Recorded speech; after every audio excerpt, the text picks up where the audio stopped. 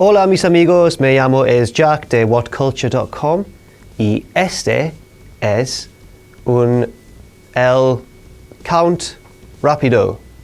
Vamos a ver.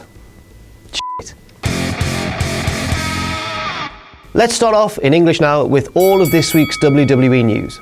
First, we're starting off with the news that Roman Reigns will take part in the Battleground triple threat between the three ex-members of The Shield. We speculated last week whether this match would even go ahead, given the fact that Roman Reigns had been suspended for 30 days following his violation of the wellness policy, but then the fact that Seth Rollins and Dean Ambrose both openly acknowledged the situation on Monday Night Raw seems to suggest that it'll all go ahead.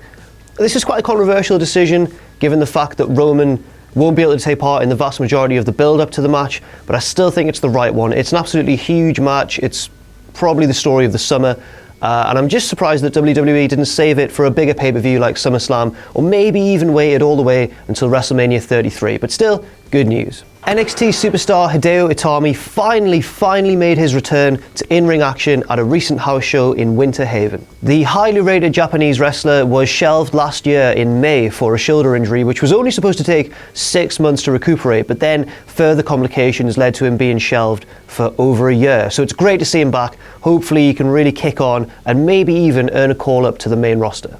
And now, a little bit of speculation from Joe Lanza on the Voices of Wrestling podcast.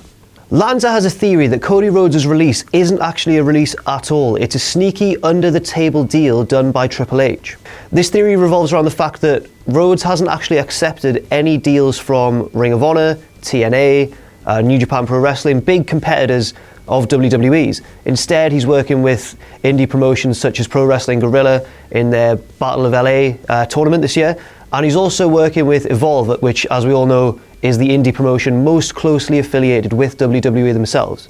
This is certainly a deal that, if it's true, would be beneficial for both Cody and WWE because, as we all know, he's one of the most underutilized talents. He's absolutely fantastic in the ring and on the microphone, and in doing this, he would be able to re-establish a lot of credit. He'd be able to get that indie sense of cool, if all went to plan, and then return with a whole new gimmick and a whole new character. So I, for one, actually hope this is true, although I'm sure there's some purists out there who'd love to see Cody do well on the indie scene entirely on his own back. So either way, we'll see how this one pans out. And now, for all of the rest of the news from elsewhere in, oh my god, it's the crazy world of pro wrestling. It's absolutely insane sometimes, guys. It makes me feel a little bit sick, actually. Over in New Japan Pro Wrestling, they have announced the blocks for this year's G1 Climax tournament. The most intriguing inclusion is Naomichi Marufuji. Now, if you don't know who he is, he's pretty much the poster boy of Noah, one of the other big promotions in Japan. So it's very exciting to see him. It's almost like when AJ Styles came to WWE, except on a more temporary basis. Other big names in the tournament include pretty much every big heavyweight you can think of if you're familiar with the New Japan roster. So Tanahashi, Okada, Naito, Kenny Omega, Ishii, Shibata, Michael Elgin. Really, those sort of combinations can't fail to provide some excellent matches. There should be some definite Match of the Year candidates in there, and you know, we're all really looking forward to it here as well. And that starts in a few weeks' time on Monday, the 18th of July. So it's time for TNA, and you know that feud between Jeff and Matt Hardy that had that big blow-off match at Slammiversary? Well, they've had another match since, which Jeff again won, and now they're going to have a third one next week on Impact. But it's not going to be in the Impact Zone. No. Matt Hardy has deemed it appropriate to have the match in the Hardy household, in their childhood home. I've got absolutely no idea what's going to happen. It's probably going to be a car crash, maybe in a good way. No one knows what to expect from Matt and Jeff anymore. If there's not a highly ironic spot on a trampoline as a nod to their backyard wrestling past, I'll be very disappointed. One more thing. There's an added stipulation that the winner gets the rights to the Hardy name, so the loser will have to change his ring name. Unbelievable. Can't wait. I'm sure you can't wait too. Now, you might be wondering why I spoke flawless fluent Spanish in the intro to this show, and it all ties in because the second season finale of Lucha Underground, Ultima Lucha 2, or DOS, is right around the corner. I'm multi-talented, me. Some of the matches that have already been announced include the Lucha Underground title match between the monster Matanza Cueto and #1 contender Pentagon Jr., who everyone loves. I love him. There's the death match between Mil Muertes and King Cuerno. That should be brutal. And there's also a very intriguing matchup between Prince Puma and Rey Mysterio, which is going to be a sort of veteran v newcomer clash and could well be one of the best matches of the summer. So we're all really looking forward to that one as well. There's going to be a lot of great action actually in the wacky world of professional wrestling soon. Now that special is spread over 3 weeks of programming. It'll be on July the 6th, the 13th and the 20th. So watch out for that.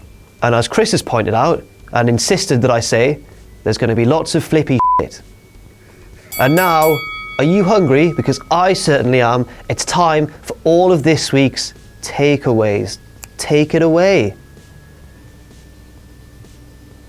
Now, as we all know, July 9th is UFC 200, and as we all also know, the biggest match on that card must be the return of Brock Lesnar to face Mark Hunt. Now, Lesnar has been his usual outspoken self. It sort of happens whenever Heyman's not around to keep him on a leash. He said that in response to the allegations made by Mark Hunt about his alleged steroid use, he said, "I'm a white boy and I'm jacked, deal with it." And I, for one, know exactly how he feels. He was also asked if a loss would hurt his WWE stock, to which he replied, "I don't care." And he's been notified that Stephanie McMahon is not willing to promote the event or the fight on WWE television. And he replied, "I don't care what she thinks."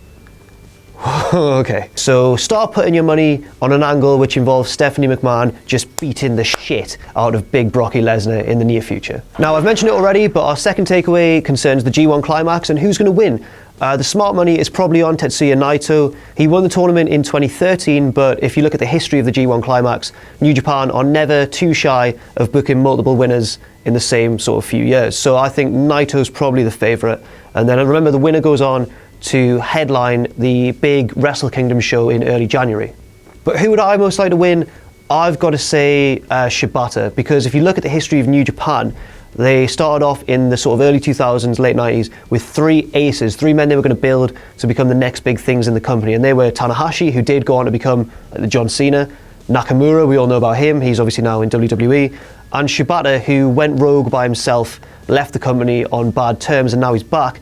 But he's always been treated as something of an outsider and not a true main eventer. So I think this will be the perfect time to have Shibata ascend back to main event status once again. And finally, the big brand split is happening on July 19th, and you've got to wonder, will anyone from NXT be called up? There've been rumours flying around that Finn Balor and American Alpha could well be called up, which is curious because obviously the split is occurring before NXT takeover back to Brooklyn. So it'll be interesting to see whether, if Finn does come up, whether he'll do 2 storylines as Kevin Owens did. It's not impossible.